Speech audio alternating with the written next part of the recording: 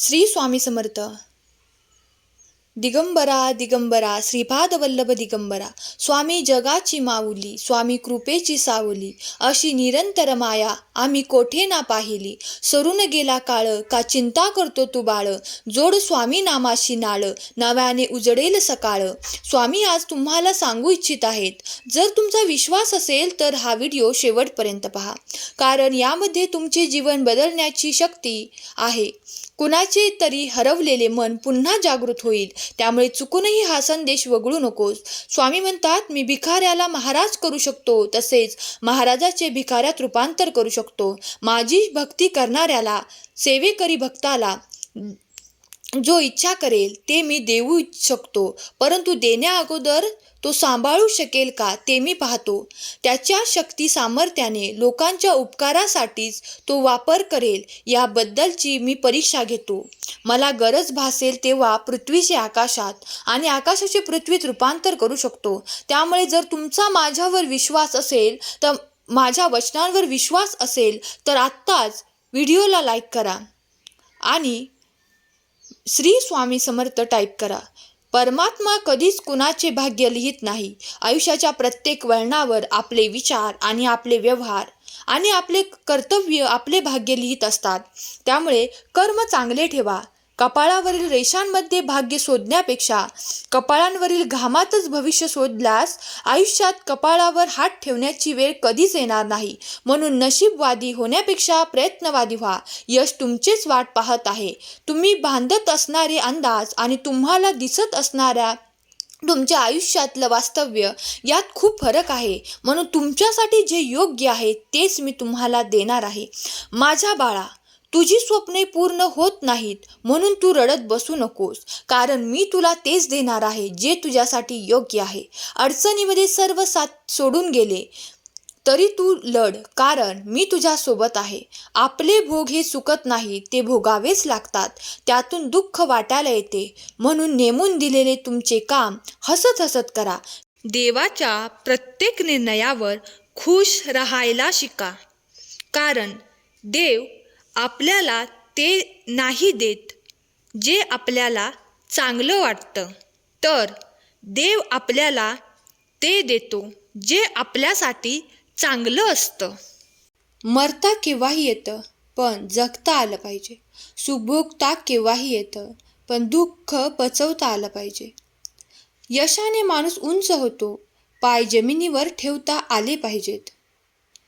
मिळालेल्या यशात समाधान मानून आनंदाने जीवन जगता आले पाहिजे. पाप काय कसेही करता येतं, पण पुण्य करता आले पाहिजे. ठेच जीवनात लागतेच, सहन करता आली पाहिजे. जगण्याच्या लढाईत उणीव कायम भासेल, ती उणीव भरता आलीच पाहिजे. हास्य आणि अश्रूंचा मिलाप करून फक्त समाधानी जगता आलं पाहिजे. तुला माहीत आहे, कदाचित सध्या तू खूप दुःखी आहेस, खचून गेलेला आहे. काही तुझ्या मनासारखं घडत नाही. कदाचित तुझी स्वतःची माणसे तुझ्यापासून दूर होत आहेत. तू ज्यांना जीव लावत आहेस व महत्त्व देत आहेस ते तुला जेवढे महत्त्व देत नाहीत. तुझी त्यांना जाणीव नाही. माझ्या बाळा, आता रडणे थांबव. तुझ्या जीवनात आता सर्व काही बदलणार आहे. सर्व दुःख चमत्कारासारखे संपून जाणार आहे. तुझे मन पूर्वीपेक्षा खूप शांत होणार आहे. जीवन सुख समृद्धी ऐश्वर्याने भरून जाणार आहे.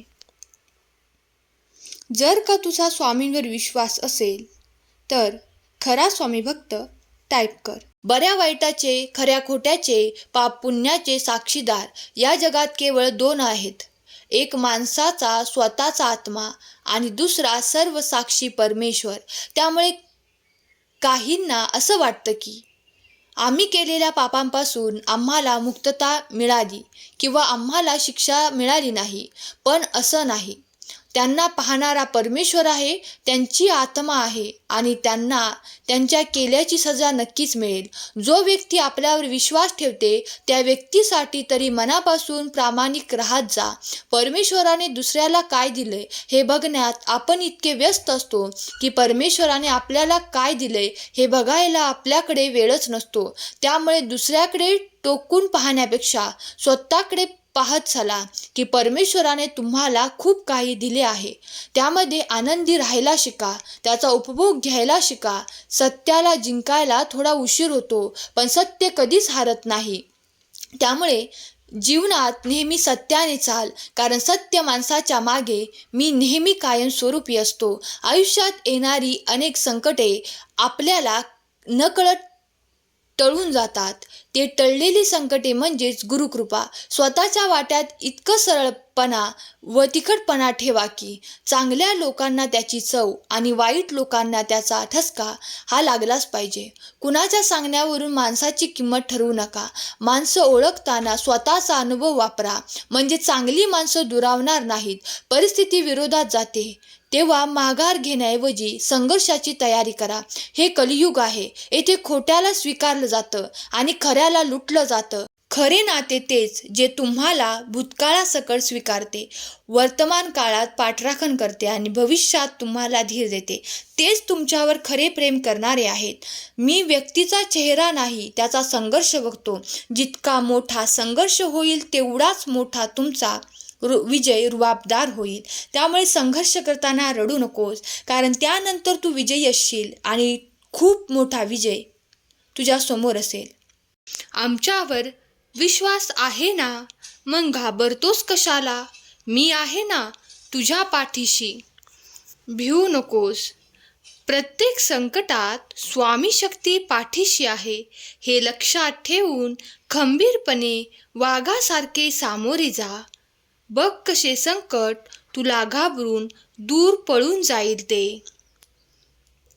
स्वामी म्हणतात, मला माहीत आहे कदाचित तू दुःखी आहेस, काही तुझ्या मनासारखं घडत नाही, पण तरीही तू खचू नकोस, दुःखी होऊ नकोस.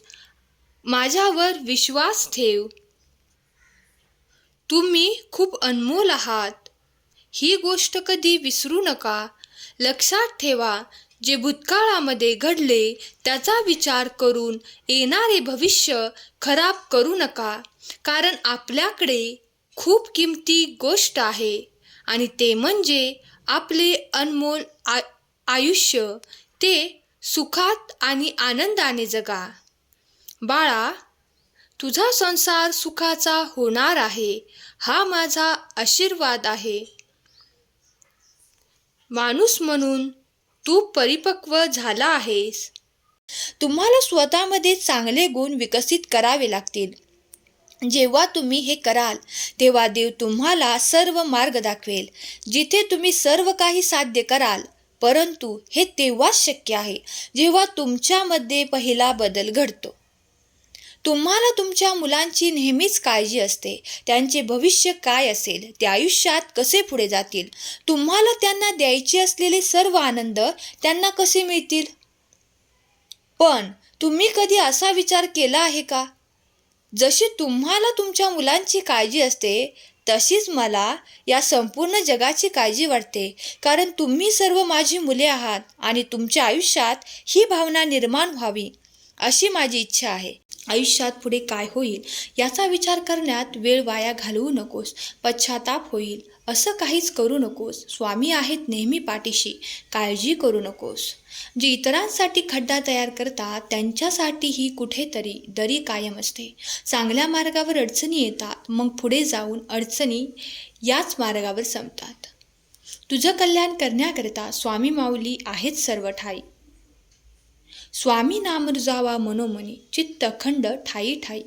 सगळे तुमचा आदर तेव्हाच करतील जेव्हा तुमची भाषा गोड असेल. मग तुमच्याजवळ किती पैसा संपत्ती असेल किंवा नसेल याने त्यावेळी काही फरक पडत नाही. चुकीच्या स्वभावामुळे तुमचा आदर होत नाही. स्वतःमध्ये बदल कर, मग तुम्हाला कुणी बोट उचलणार नाही. बाळा, स्वामी समर्थ ध्यान कर. हा संदेश ऐकल्यानंतर श्री स्वामी समर्थ टाईप कर.